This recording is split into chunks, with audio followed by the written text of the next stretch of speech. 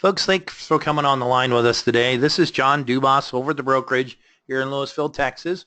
We'll spend the next 15 to 20 minutes or so going after and reviewing a few techniques on selling after the sale, a bit of a hybrid concept of basically working your own book of business to drive persistency and additional sales. We got a special bonus today as well, where we are going to be rolling out a special offer to agents contracted with our organization, and it is in exclusive use with a proprietary call center to help you with those efforts as well. One of the things that a lot of folks realize is that once you make a prospect your client, you have to replace that prospect that new client as a prospect to refill your book of prospective business in order to go through and stay in the business. And one of the things that most folks realize as well is that your client base is actually your salary. Your renewals are your base salary, and it's your fiscal lifeline. And many of these folks, depending upon the area of coverages that you're pursuing within your insurance agency, some of them can change month to month. And even if they aren't in a program that is bound with lock-in requirements such as the Medicare programs or perhaps final expense or life insurance or ancillary products, persistency is a big deal. Obviously, we're in this for the long run, and the first-year commission isn't our sole purpose in life. We want to build that renewal base, and this is a way that we feel is an effective tool to help drive your persistency. And we work basically on a 3-touch system for telephone calls post-sale. If you're working the Medicare market, that first touch or any of the programs that you're selling, it's very important to call in a day or two after they've submitted their enrollment to help ease any of that buyer's remorse or make them reassured with the feeling that they had when you're in the house that, hey, this is a good decision. And we want to make certain that we don't avoid that possibility and we face it head on. And a call a day or two after the application is submitted just to say, hey, wanted to thank you for the business. Did you have any questions that came up after we met? I want to make certain that you're comfortable with where you are and the programs that we have in place for you. And hey, by the way, do you know of anybody else that this program might benefit? It's very important that as we go through things and realize that there's only so many things you can do on a first appointment. You don't necessarily want to bombard them with multiple sales approaches. Working your way through it, however, once they're your client and helping them identify different needs thereafter, simply by asking a few basic questions can be a monumental door opener. It is important to note, though, that many times the folks will say, hey, yeah, I want you to call my Uncle Jim, or hey, my brother Luke is interested in some of these programs. Keep in mind, you got to deal with the do not call list, and depending upon the niche that you're working in, different MIPA and other compliance rules you got to follow. Making the folks realize that, hey, I left you 4 business cards as part of my going away present after our meeting. I want to make certain that you give to those folks that information, and I really appreciate the opportunity of speaking to some of your friends and relatives, but because of regulations, they need to call me. Just have them give a call, or hey, by the way, do you know how to work a 3-way call now? And work your way through the situation in that fashion. When you reach out for the individual on the second touch as part of the phone call, that is when you're looking to see that a timing situation where their applications have been processed. And if it's a life insurance application and you didn't deliver it, checking to make certain that they received it. Or if it's a health insurance program, have they received their ID card and their policy?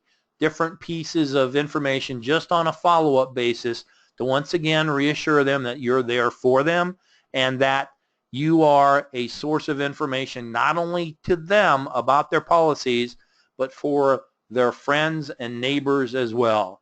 And once again, that is a circumstance where it's like, hey, have you thought of anybody else that this program might be of assistance to for you? So a way to follow back up and work with your people to maintain that persistency and drive new business for you as well. This is also a point in time where many times on different Medicare Advantage programs or even Medicare supplement plans, any type of individual health policy, it's like, hey, have you taken advantage of some of the benefits that we spoke of? A great way to remind them of reasons why they bought the plan they bought and how you are that source of information, once again, for them and for their family and friends. Touch number 3, this deals a lot with some of the individual health programs, and particularly the ones that are more network-based. But sometimes in order for someone to take advantage of a network-based program, sometimes they change doctors in order to do so. And this is a chance to reach back out to them and reassure them of their choices once again, but also remind them that, hey, if it's an individual health program and that they have other options available to them within the program that they may not have had with their old coverage, have they taken advantage of them? You get an annual physical that comes as part of your program. Have you reached out to your doctor, set that appointment, and had that done? It's a great way for you to test drive your doctor because remember, even though you may be locked into your health insurance program, you're not necessarily locked into your choice of provider. And if this new doctor that we selected for you doesn't really match up to what we thought it was going to be, you have the opportunity to look for a different physician again.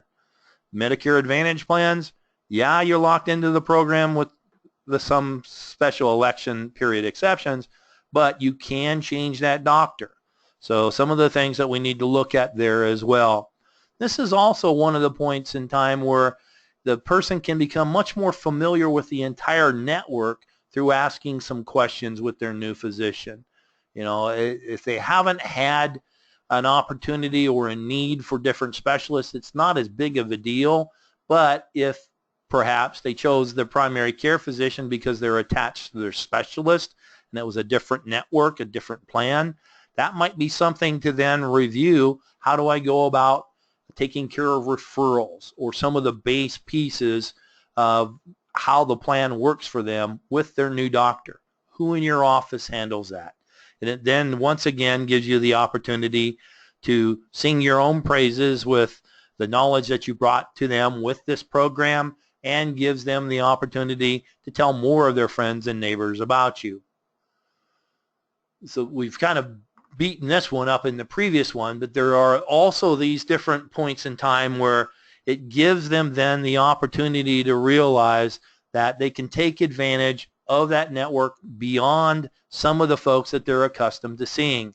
I had the pleasure of speaking with an agent earlier this year who, God bless him, he beat cancer for the second time, had visited his physician and said, hey, why am I still not feeling all that well? I know I'm come off the chemo, I'm doing better physically, but I don't have the energy, doc. I don't have this, I don't have that.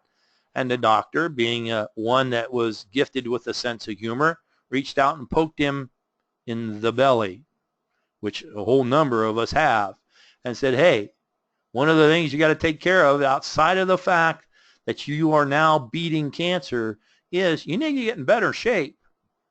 That brings then an opportunity to speak to, hey, have you taken advantage of any health club memberships? Or as part of that network of medical professionals you have available to you, have you considered going to a nutritionist? These guys worked through their discussion, worked through the process, set him up with a nutritionist who is now helping him not only feel better, but be physically better and address other ailments that weren't directly attributable necessarily to his base challenge he had with the cancer. So some different things that you can do and take advantage of the benefits that come as part of the program. One thing to consider, if you do these programs on a consistent basis with the 3-call basis like what we've talked about here, it gives you an opportunity then to positively affect baseline benefits of the health plan. Not here on the slide, but think about it. If you're able to help drive some of the indicators that Medicare Advantage plans or other health insurance programs have to satisfy in order to drive up their satisfaction scores, their HEDIS scores, everything else that deals with star ratings, you're helping the long-term viability of your book of business that way as well. So keep that in mind. Once you've reached out to people repeatedly, then it's always a good idea to see what other means of communication can I put in play to help stay in front of my folks. And a lot of folks then will simply go back to, hey, it's their wedding anniversary, send them a card. It's their birthday, send them a card. Christmas, Hanukkah, those are very traditional pieces of it, but hey, man, they really kick out some really cool Thanksgiving cards. So staying in front of your people and making them realize that you're there for them as well in that fashion can make a big difference. And anytime you send them a card, don't put one business card in it. Put 3 or 4 so they have an opportunity to share your information and help you stay viable in your chosen field of endeavor.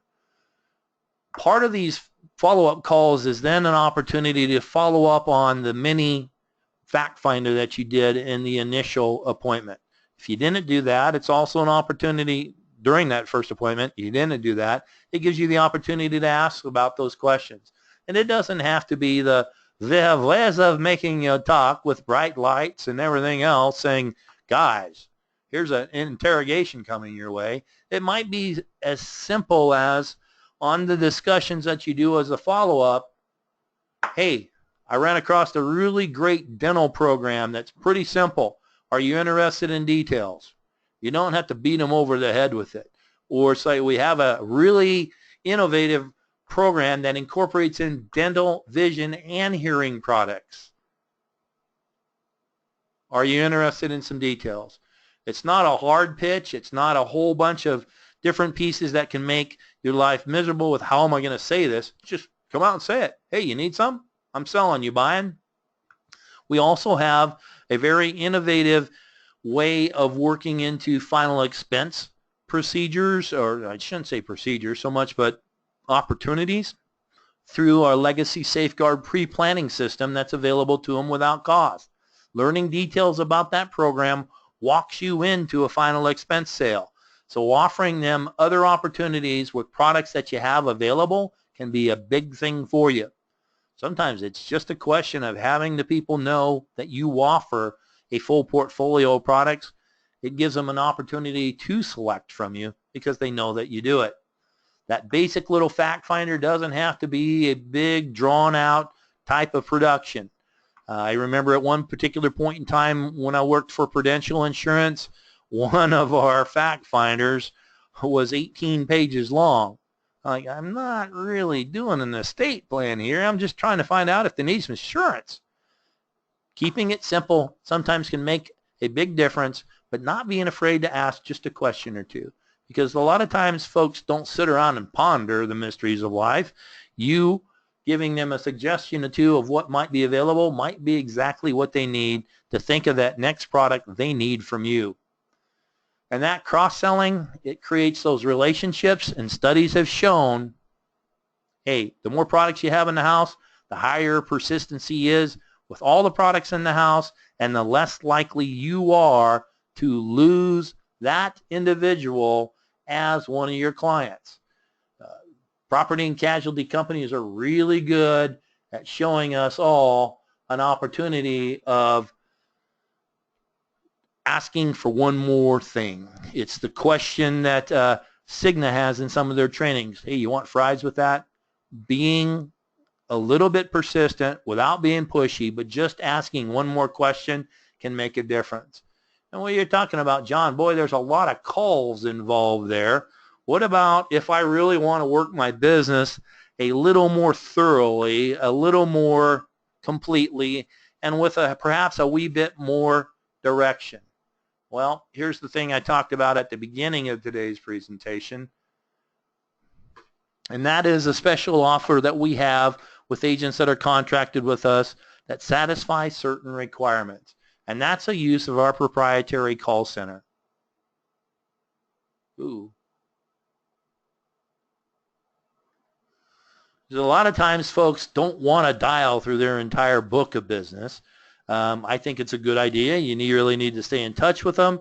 But if you have hundreds of clients, how can you access and utilize that as thoroughly as possible? Because sometimes there just isn't even enough hours in the day. What we're looking to do here is help you tap into the gaps in the coverages that your clients have and covering them with additional opportunities. So agents that are contracted to us, we will engage our call center on a complimentary basis to you to cross-sell your book of business. Complimentary to you. What's that code for, John? It means it's free. What we do is we'll identify ourselves as your appointment setter, and you'll set, once you've received an appointment, you'll get an email with that recorded conversation. All of the calls are recorded, and the contacts that we make generally for a person's book of business, there's between 40 and 90% of them ending up in an appointment being set. What do you mean by that? Well, that means that it's not an exaggeration. The appointments being set is, the variance does depend upon your relationship with the people that you've spoken with, but we are receiving very, very good success in not only setting an appointment, but an appointment that winds up in a sale for the individual. You're with me? What you need to participate in this is, initially, this is a campaign that's set up to help people cross-sell final expense to their clients. We need a book of business of at least 50 clients to start and a schedule availability in order to set those appointments for you. You need 2 shifts of about 4 hours a day so we can set appointments in that time period, and a time period out of at least 4 weeks to do so. We'll need that person's first and last name, their address and phone number, and what coverage they currently have with you. These are the folks that are ramrodding that initiative for us. Rod and John Ross and Darcy. If you are interested in additional details on that, give us a call, 1-800-442-4915 or 469-635-6000, and ask for one of these folks, and they'll give you additional details on how we can make that call center your appointment center as well. So that all said, what we hope to do in a very simple short presentation to you today is give you some ideas on how to work your book of business. If you do it on a consistent basis with people you are bringing in to your agency, you're then able to stay on top of it and follow some of the campaigns that drive your persistency and generate additional business individually based on your own efforts. If you have a book of business that you wish to mine, that you wish to work on a confidential basis, proprietary to you, we're able to help you with that as well. So one of the things that we'd ask of you to do, and thank you, by the way, for coming on the line and spending some time with us today, is respond to today's follow-up if you wish to engage in the call center activity. If you have any additional questions on fact finders and some of the other information we've alluded to in today's presentation, we'll get that out to you as well. So that said, a very brief presentation when it comes to me talking, but hopefully you've gotten a number of ideas that can be helpful to you, and you're considering the offer of having someone dial for you to set appointments for you. That said, watch for the follow-up. We look forward to visiting with you in the very near future, and hey, happy selling. Appreciate you coming on the line, and talk to you soon.